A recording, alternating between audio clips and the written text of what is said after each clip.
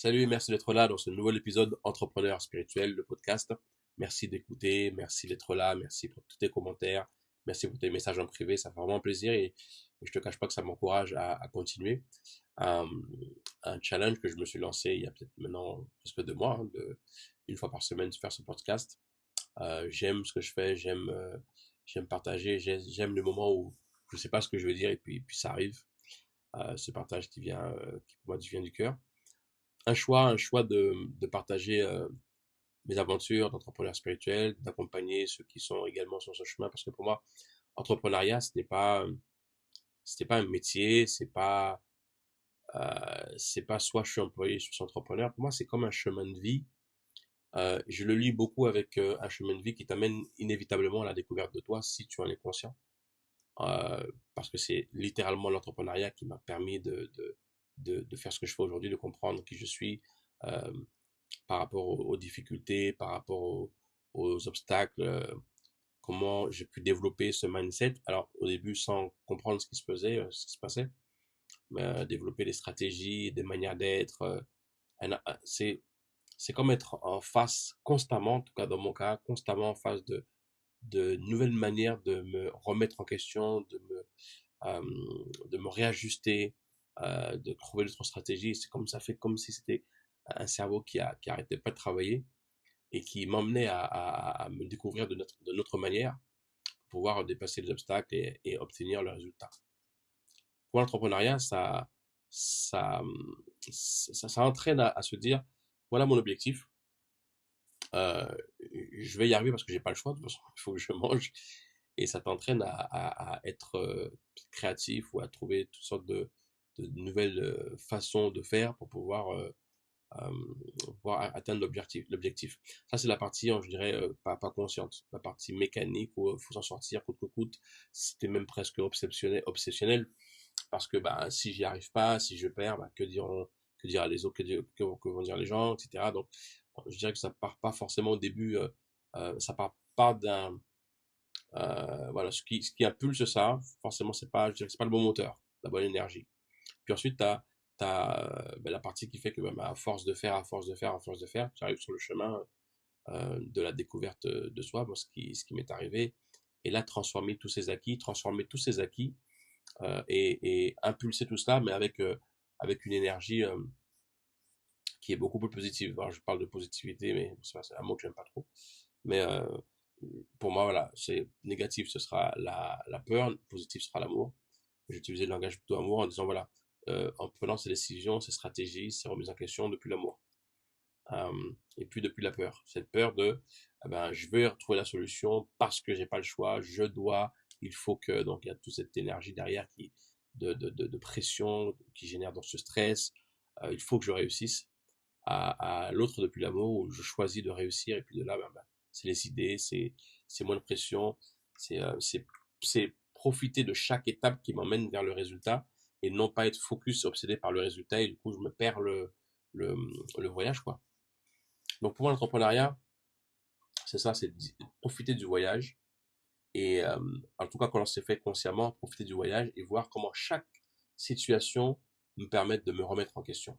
Chaque situation me permet de me remettre en question. euh, et d'avancer. Avec les outils que j'ai aujourd'hui, je peux me permettre de me challenger, de me remettre en question, d'avoir des conversations, des discussions avec moi-même très confrontatives. Ben, je me fais pas de cadeaux, toujours avec beaucoup d'amour, mais je me fais pas de cadeaux. Si je sais que j'ai merdé, ben j'ai merdé. Si je sais que j'ai fait un choix depuis la peur, si je sais que j'ai encore une fois, parce que c'est des choses que j'ai tendance à faire, où j'avais tendance à faire et éviter les conflits, donc ne pas forcément dire les choses comme je le sens, comme je le pense. Parce qu'effectivement, je travaille moi aussi à chaque instant. C'est pas parce que je sais ce qu'il faut faire que je le fais systématiquement, mais je m'entraîne à le faire et que ça devienne également une programmation, quelque chose d'interne, quelque chose d'automatique. Euh, donc voilà, c'est que ça me laisse pas tranquille, sans m'embêter non plus, mais voilà, chaque opportunité, chaque événement est une opportunité de faire un nouveau choix. Et je pense que pour moi, l'entrepreneur, lorsqu'il a compris que ce cheminement entrepreneurial, cette route qu'il a choisie, va le mettre en face d'une multitude d'événements qui vont lui donner la possibilité de faire des choix et de s'entraîner à faire un choix. S'entraîner à faire un choix, ça demande déjà d'être conscient qu'il y a un choix à faire. Parce que si c'est pas un choix, ben c'est l'automatisme. Ça veut dire qu'il y a un événement, il y a une réaction. Et là, il y a pas de choix, t'es plus là. À partir du moment où l'entrepreneur s'éveille, alors le premier outil qu'il a entre les mains, c'est le libre arbitre, c'est le choix. Pour ensuite pouvoir apprendre à faire un choix, à choisir, et comprendre qu'en vérité, il n'y a pas de choix. C'est toujours c'est toujours la même décision qu'il y a à prendre, mais c'est une rééducation. Alors la rééducation, elle passe par je fais un choix, l'amour ou la peur. Et bien évidemment, bah, le but du jeu, c'est l'amour, parce que c'est uniquement ce qui existe. Donc quand je dis que ce choix, il est un peu illusoire, mais en fait, il faut fonctionner par étapes. Donc première étape, le choix, pour t'entraîner à toujours choisir l'amour. Et depuis là, ben après, lorsque ça devient une habitude, un automatisme renversé du coup, parce que avant, l'autre automatisme, c'était tout de suite répondre par l'instinct de survie, par la peur, par la protection, par l'attaque. Et bien depuis l'amour, c'est l'acceptation, c'est ok, ce qui se passe là, je le comprends pas, en tout cas, je sais que c'est pour moi.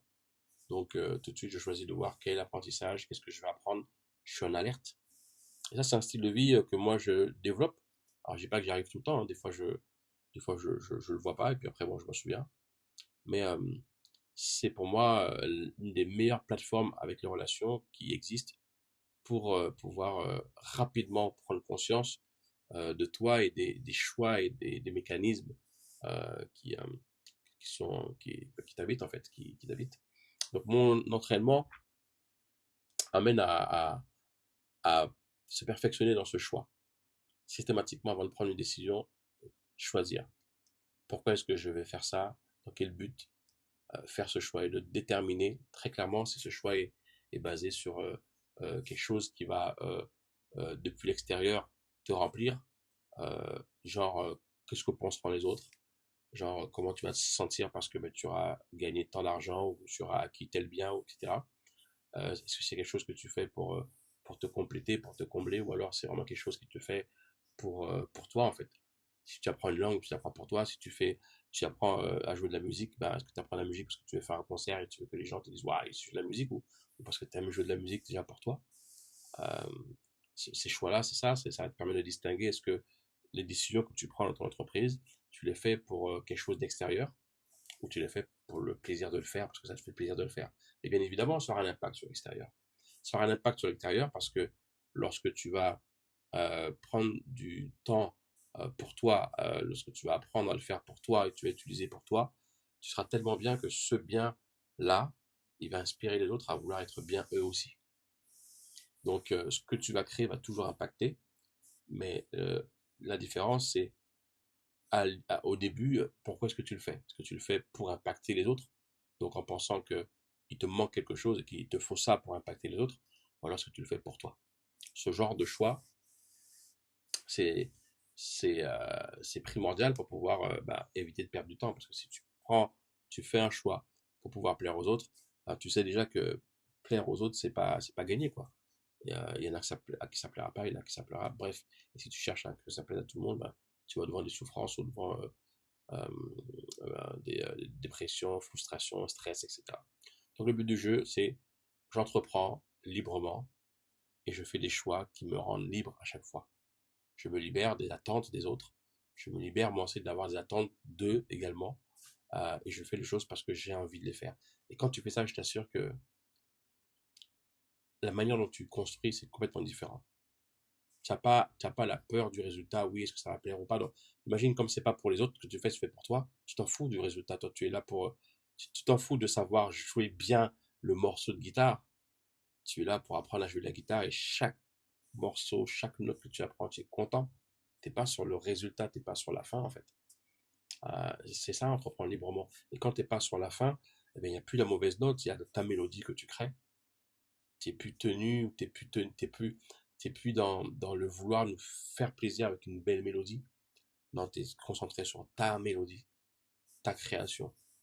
Comment est-ce que tu crées tes projets, comment tu crées ta nouveauté, comment tu innoves, comment tu, comment tu exprimes ton unicité, ton authenticité. J'en reviens toujours à ça, j'en reviens toujours à ça, l'authenticité, parce que c'est le but. Pour moi, c'est l'entrepreneuriat, ce chemin d'entrepreneuriat Entrepreneur spirituel, c'est ça, c'est retrouver son authenticité et apporter au monde ce que tu veux lui apporter. Qu'est-ce qui te rend unique? Qu'est-ce qui te fait toi, en fait? Donc voilà, mon message pour toi ce soir, c'était ça, c'est euh, continue à t'entraîner à faire le choix. Si maintenant tu as un projet dans lequel tu es sur l'acquisition d'un bien, tu es sur une décision que tu dois prendre, tu es sur l'achat d'un matériel, peu importe, pose-toi la question. Dans quel but est-ce que je fais ça? Te fais pas avoir, te laisse pas avoir, même par toi-même. Pose-toi la question, qu'est-ce que je crée avec ça? Pourquoi est-ce que je veux ça? Et sois sincère avec toi. Et si tu reçois la réponse, passe à l'action immédiatement. Passe toujours à l'action immédiatement. Dans mon cas, c'est ce que je fais. Je passe à l'action immédiatement. Parce que sinon, ton mental, ton ego reprend le dessus et t'es reparti pour un tour. Allez, à très bientôt et dis-moi si tu as envie de faire une interview avec moi. Je vais commencer à faire des sessions de coaching, podcast coaching. Si c'est quelque chose qui te parle, ben, tu m'écris, tu me dis que tu es prêt. C'est sans tabou, sans filtre. Je pose des questions, tu réponds, je te donne pas les questions à l'avance.